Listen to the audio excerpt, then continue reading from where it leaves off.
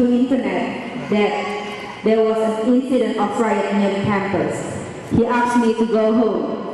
On the way home, I heard in the radio that only one freeway was open.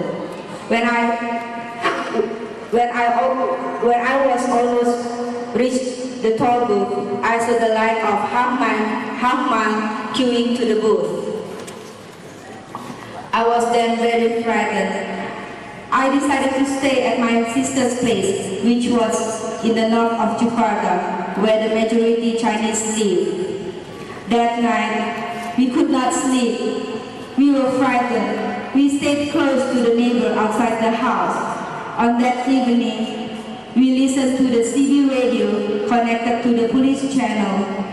There was a person who tried to break the connection by saying, "Kill the Chinese from Pluit, Sunter, Kelapa Gading and other places, and the military should help the people, not the Chinese."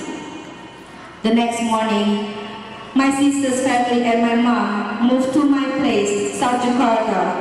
The area are mostly dominated by the native Indonesian.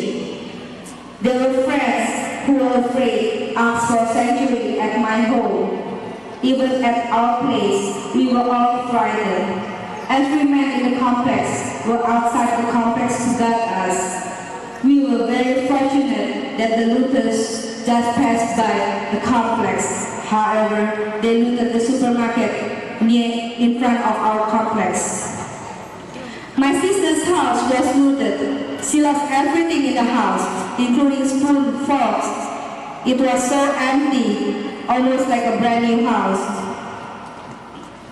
In her neighborhood, there were more than 70 houses were burned, including my best friend's house. More than 100 cars were also burned in the same area. When riot calmed, which was 2 weeks later, we tried to help the rape victim. My sister and I went to the hospital trying to help the rape victim.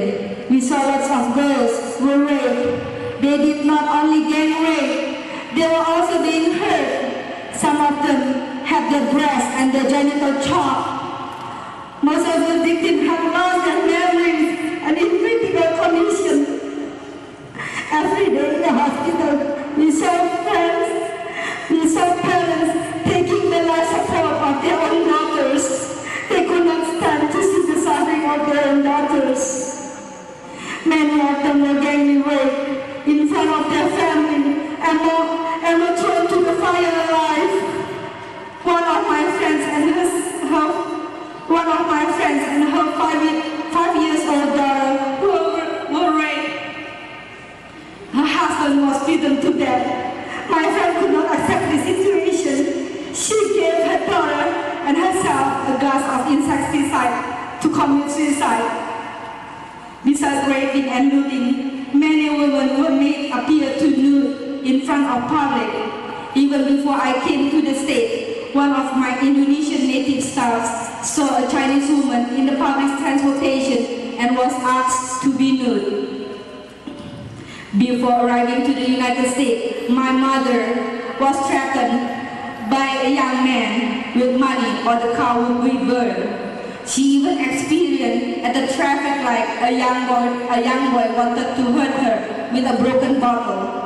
She was frightened and she had no protection from the police who actually saw the young boy. Besides raping and looting, many women are the Chinese in Indonesia still live in fear of raping, looting, burning to death. We have no protection from the government. Please help us. I can only pray that all of you can make the difference for the Chinese in Indonesia. I'm touched by the support that all of you have given us. Please do not forget our sisters and brothers who are still living in constant fear. Thank you.